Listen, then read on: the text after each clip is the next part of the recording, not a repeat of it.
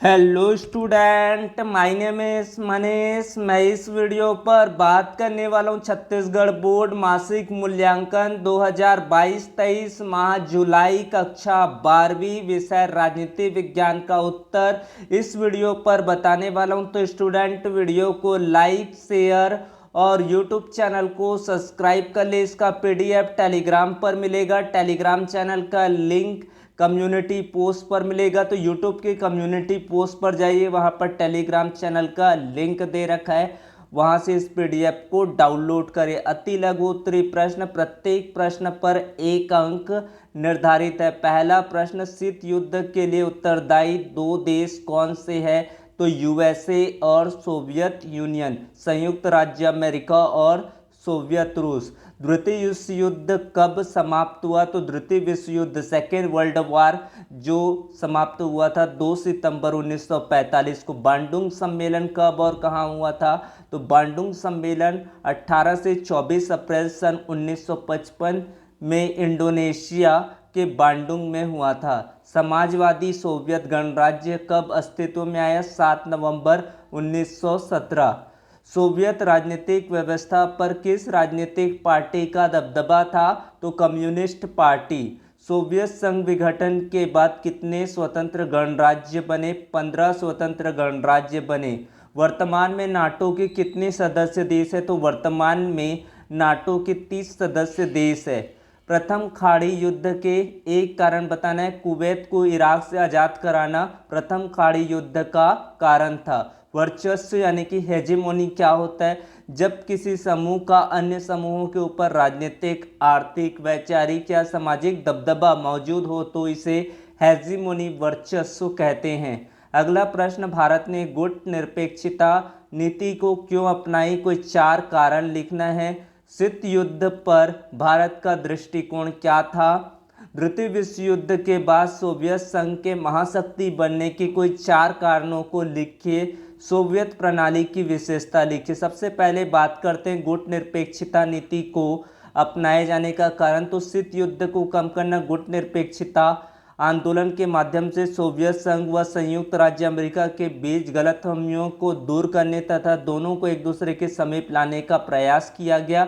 विश्व राजनीति में विवादों को टालना, इस आंदोलन के कारण संपूर्ण विश्व एवं समाज 2 भागों में विभाजित होने से बच गया तथा तृतीय विश्व युद्ध भी नहीं छिड़ा, जिसकी आशंका काफी समय से व्यक्त की जा रही थी। कोरिया, इंडोनेशिया एवं स्वेज समस्या के समाधान में गुट निरपेक्ष देशों ने अपनी सेनाओं को भेजा।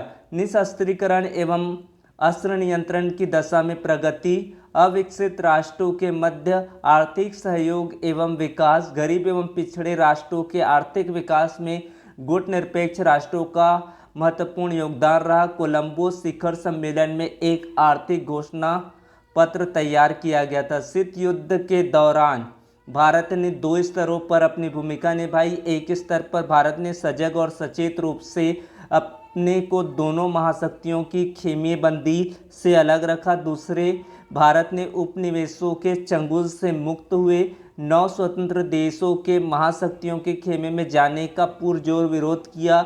भारत की गुट निरपेक्षता नीति का पलायन का नीति नहीं था, बल्कि समय समय पर शीत युद्धहीन प्रतिद्वंद्विता में अपना निष्पक्ष विचार था।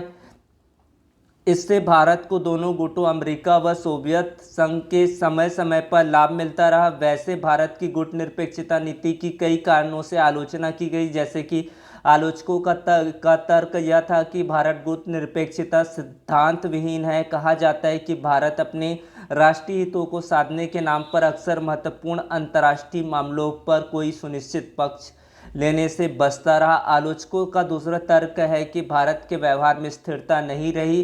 कई बार भारत की स्थिति विरोधाभासी रही। महाशक्तियों के खेमे में शामिल होने पर दूसरे देशों की आलोचना करने वाले भारत ने स्वयं 1971 के अगस्त में सोवियत संघ के साथ आपसी मित्रता की संधि पर हस्ताक्षर किए। विदेशी पर्यवेक्षकों ने इसे भारत का सोवियत खेमे में शामिल होना माना।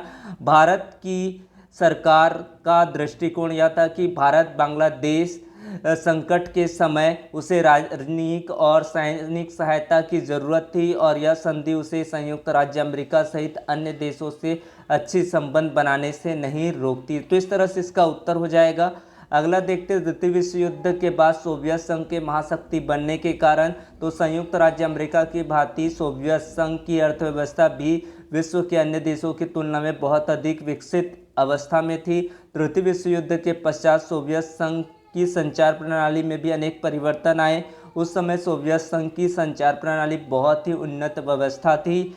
सोवियत संघ के पास ऊर्जावान संस्थानों के विशाल भंडार थे, जिसमें खनिज तेल, लोहा, इस्पात एवं मशीनरी उत्पाद आदि सम्मिलित है। इन संसाधनों के बल पर सोवियत संघ ने अपना अधिक विकसित किया और वह एक महाशक्तिशाली के रूप में उभरने लगा। सोवियत संघ में यातायात के साधनों का पर्याप्त विकास हुआ। सोवियत संघ के दूर दराज के इलाकों में भी आवागमन की सुव्यवस्थित एवं विशाल प्रणाली के कारण आपस में जुड़ गए थे। अगला प्रश्न देखते हैं, सोवियत प्रणाली की विशेषताएं बताना है।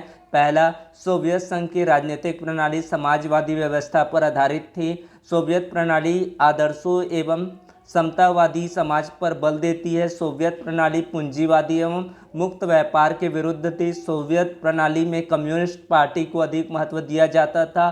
सोवियत राजनीतिक प्रणाली की धुरी कम्युनिस्ट पार्टी थी। इस दल का सभी संस्थाओं पर गहरा नियंत्रण था। सोवियत आर्थिक प्रणाली योजनाबद्ध एवं राज्य के नियंत्रण में थी। सोवियत संघ में संपत्ति पर राज्य का स्वामित्व एवं नियंत्रण था। सोवियत संघ के पास विशाल ऊर्जा के संसाधन थे, जैसे कि खनिज तेल, लोहा, उर्वरक, इस्पात व मशीनरी आदि सम्मिलित थे। तो इस तरह से आपके पूरे मासिक मूल्यांकन का उत्तर हो गया। 25 में से आप पूरे 25 अंक प्राप्त करोगे अगर इस सारे क्वेश्चन आप अच्छे से याद करके जाएंगे तो।